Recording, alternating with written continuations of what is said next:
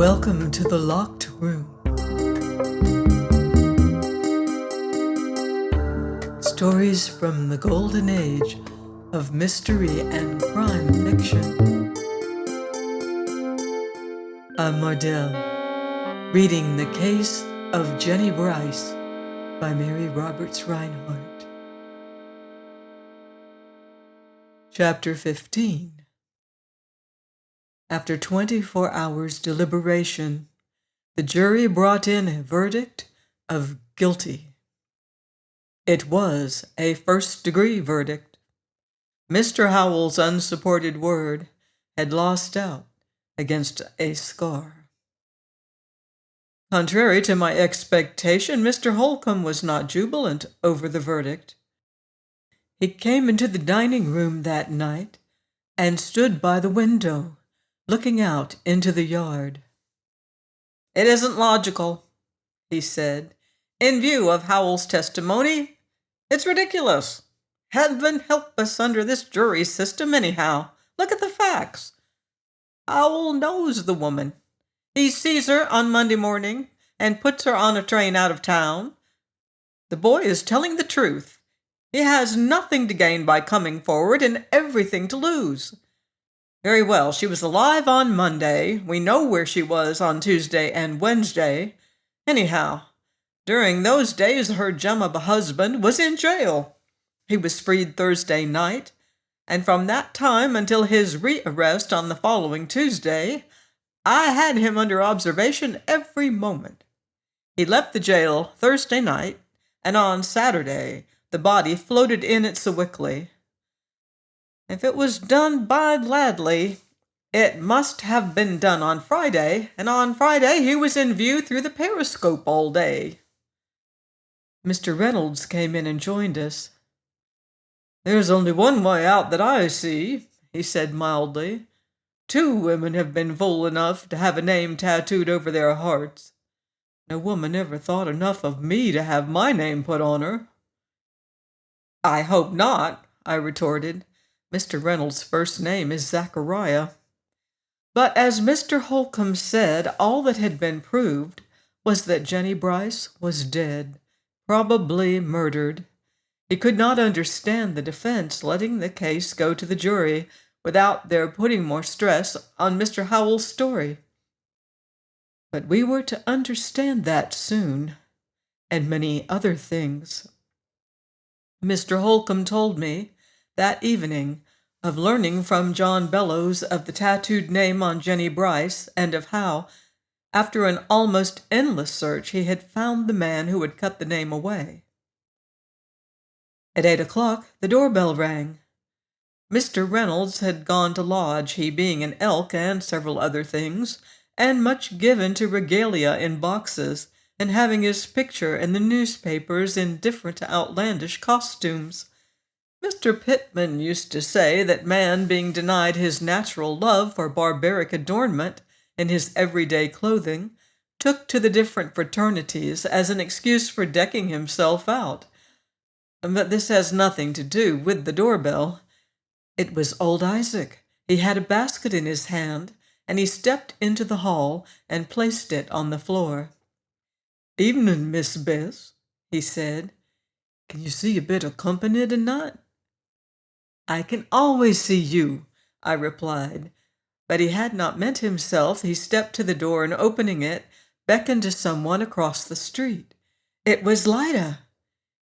She came in, her color a little heightened, and old Isaac stood back beaming at us both. I believe it was one of the crowning moments of the old man's life, thus to see his Miss Bess and Alma's child together. "Is he here yet?" she asked me nervously. I did not know he was coming.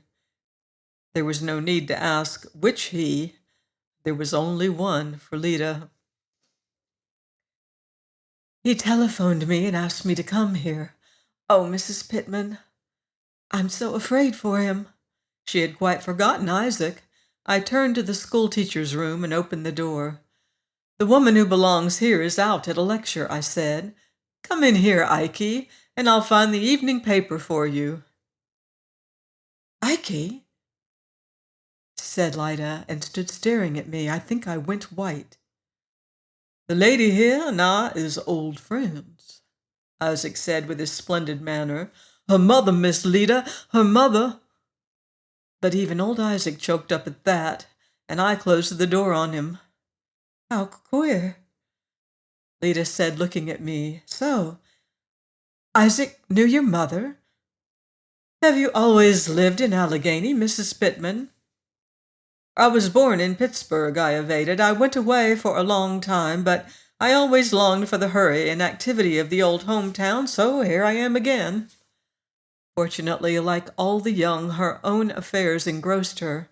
She was flushed with the prospect of meeting her lover, tremulous over what the evening might bring.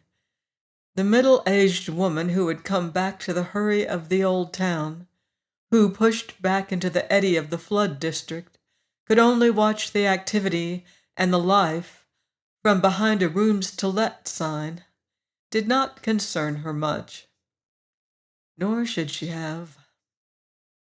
Mr. Howell came soon after.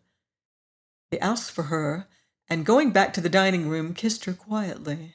He had an air of resolve, a sort of grim determination that was a relief from the half-frantic look he had worn before.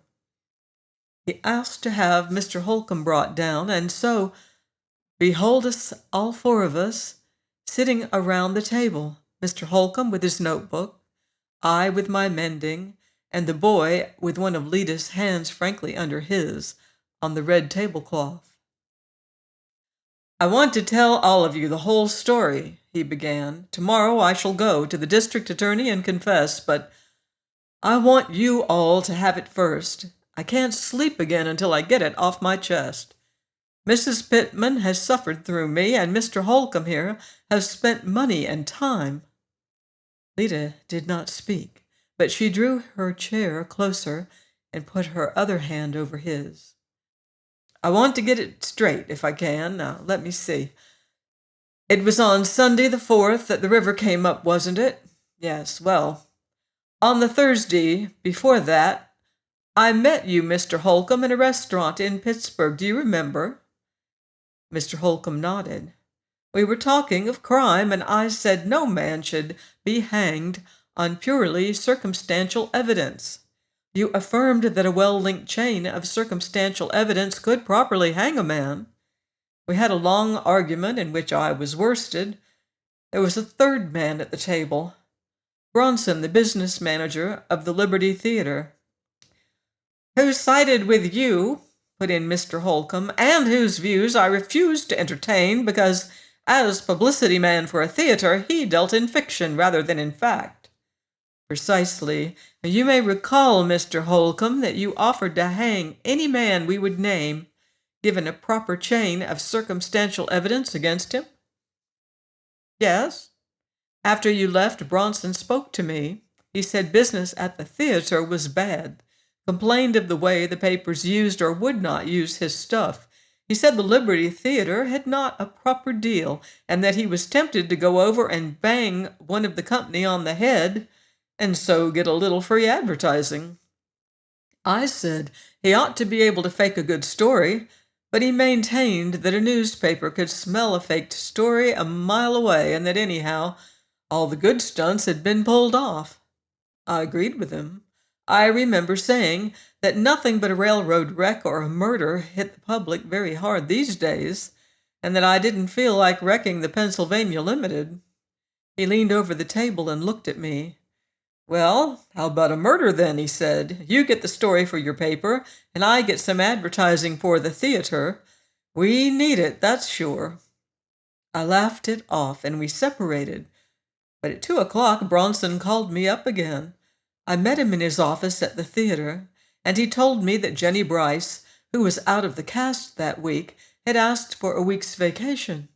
She had heard of a farm at a town called Horner, and she wanted to go there to rest. "Now the idea is this," he said. "She's living with her husband, and he has threatened her life more than once. It would be easy enough to frame up something to look as if he'd made away with her. We'd get a week of excitement, more advertising than we'd ordinarily get in a year. You get a corking news story and find Jennie Brice at the end getting the credit for that. Jennie gets $100 and a rest, and Ladley, her husband, gets, say, 200. Mr. Bronson offered to put up the money, and I agreed. The flood came just then and was considerable help. It made a good setting. I went to my city editor and got an assignment to interview Ladley about this play of his. Then Bronson and I went together to see the Ladleys on Sunday morning, and as they needed money, they agreed. But Ladley insisted on $50 a week extra if he had to go to jail.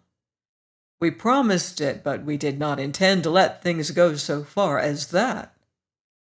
In the Ladleys' room that Sunday morning, we worked it all out. The hardest thing was to get Jennie Brice's consent, but she agreed finally. We arranged a list of clues to be left around, and Ladley was to go out in the night and to be heard coming back. I told him to quarrel with his wife that afternoon, although I didn't believe they needed to be asked to do it. And I suggested also the shoe or slipper to be found floating around. "Just a moment," said Mr. Holcomb, busy with his notebook. "Did you suggest the onyx clock?" "No, no clock was mentioned. The clock has puzzled me." "The towel?" "Yes, I said no murder was complete without blood, but he kicked on that, said he didn't mind the rest, but he'd be hanged if he was going to slash himself. But as it happened, he cut his wrist while cutting the boat loose, and so we had the towel." "Pillow slip?" asked Mr. Holcomb. "Well, no, there was nothing said about a pillow slip. Didn't he say he burned it accidentally?" "So he claimed." Mr. Holcomb made another entry in his book. "Then I said every murder had a weapon. He was to have a pistol at first, but none of us owned one. Mrs. Ladley undertook to get a knife from Mrs. Pittman's kitchen and to leave it around, not in full view, but where it could be found." "A broken knife?" "No, just a knife." "He was to throw the knife into the water?" "That was not arranged. I only gave him a general outline. He was to add any interesting details that might occur to him. The idea, of course, was to give the police plenty to work on. And just when they thought they had it all, and when the theater had had a lot of booming, and I had got a good story, to produce Jennie Brice safe and well. We were not to appear in it at all. It would have worked perfectly. But we forgot to count on one thing. Jennie Brice hated her husband." "Not really hated him?" cried Lida. "Hated him. She is letting him hang. She could save him by coming forward now, and she won't do it. She is hiding so he will go to the gallows." There was a pause at that. It seemed too incredible, too inhuman. "Then early that Monday morning you smuggled Jennie Brice out of the city?" "Yes, that was the only thing we bungled. We fixed the hour a little too late, and I was seen by Miss Harvey's uncle walking across the bridge with a woman." "Why did you meet her openly and take her to the train?" Mr. Howell bent forward and smiled across at the little man. "One of your own axioms, sir," he said. "Do the natural thing. Upset the customary order of events as little as possible. Jennie Brice went to the train because that was where she wanted to go, but as Ladley was to protest that his wife had left town, and as the police would be searching for a solitary woman, I went with her. We went in a leisurely manner. I bought her a magazine and a morning paper, asked the conductor to fix her window, and in general acted the devoted husband, seeing his wife off on a trip. He smiled, I even promised to feed the canary." Lida took her hands away. "Did you kiss her good-bye?" she demanded. "Not even a chaste salute," he said. His spirits were rising. It was, as often happens, as if the mere confession removed the guilt. I have seen little boys who have broken a window show the same relief after telling about it. For a day or two, Bronson and I sat back, enjoying the stir-up. Things turned out as we had expected. Business boomed at the theater. I got a good story, and some few kind words from my city editor. Then the explosion came. I got a letter from Jennie Brice saying she was going away and that we need not try to find her. I went to Horner, but I had lost track of her completely. Even then, we did not believe things so bad as they turned out to be. We thought she was giving us a bad time, but that she would show up. Ladley was in a blue funk for a time. Bronson and I went to him. We told him how the thing had slipped up. We didn't want to go to the police and confess if we could help it. Finally, he agreed to stick it out until she was found at $100 a week. It took all we could beg, borrow, and steal. But now, we have to come out with a story anyhow. Mr. Holcomb sat up and closed his notebook with a snap. "I'm not so sure of that," he said impressively. "I wonder if you realize, young man, that having provided a perfect defense for this man Ladley, you provided him with every possible inducement to make away with his wife, secure in your coming forward at the last minute and confessing the hoax to save him. Was there anything he might not have dared with impunity? But I tell you, I took Jennie Brice out of town on Monday morning." "Did you?" asked Mr. Holcomb sternly. But at that, the schoolteacher, having come home and found old Isaac sound asleep in her cozy corner, set up such a screaming for the police that our meeting broke up. Nor would Mr. Holcomb explain any further. Join me next week for the final solution of our mystery on the locked room. In the meantime, beware of footsteps in the dark.